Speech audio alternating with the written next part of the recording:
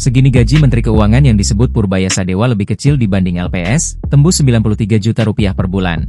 Pembahasan seputar jumlah gaji Menteri Keuangan tengah ramai dibahas oleh warganet. Hal itu berangkat dari statement Menteri Keuangan, Menkeu, Purbaya Yudi Sadewa yang mengatakan bahwa gajinya saat ini kecil. Ia sempat membandingkan gaji antara Menteri Keuangan dengan pejabat di Lembaga Penjamin Simpanan, LPS. Di waktu dilantik di Kementerian Keuangan, saya tanya ke Sekjen, gaji di sini berapa? Sekian. Waduh, turun loh.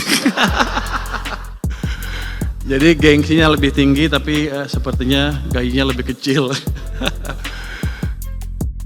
Saat dirinya bertugas di LPS, gaji yang diterima cukup lumayan.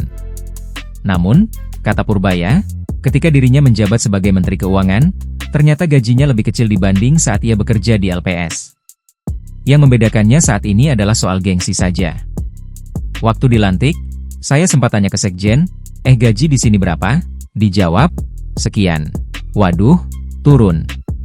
Jadi gengsinya lebih tinggi, tapi gajinya lebih kecil, kata Purbaya sambil tersenyum, dalam acara Great Lecture Transformasi Ekonomi Nasional di Hotel Bidakara, Jakarta, Kamis, 11 September 2025. Lantas, berapa gaji Menteri Keuangan?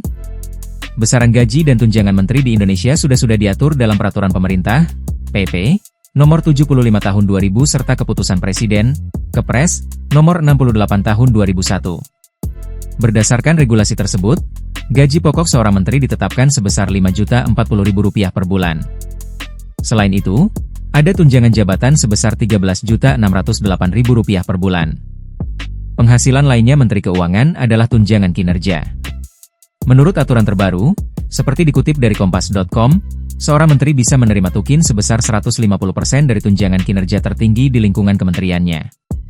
Disebutkan dalam Peraturan Presiden, Perpres, Nomor 111 Tahun 2017, besaran tukin tertinggi di Kemenkeu, di luar DJP, adalah Rp46.950.000, sehingga Menkeu berhak atas tukin sebesar Rp74.925.000. Bila ditotal, maka penghasilan sebulan Menteri Keuangan dari gaji dan tunjangan adalah sebesar Rp93.573.000. Selain gaji dan tunjangan pokok, seorang menteri juga memperoleh tunjangan operasional.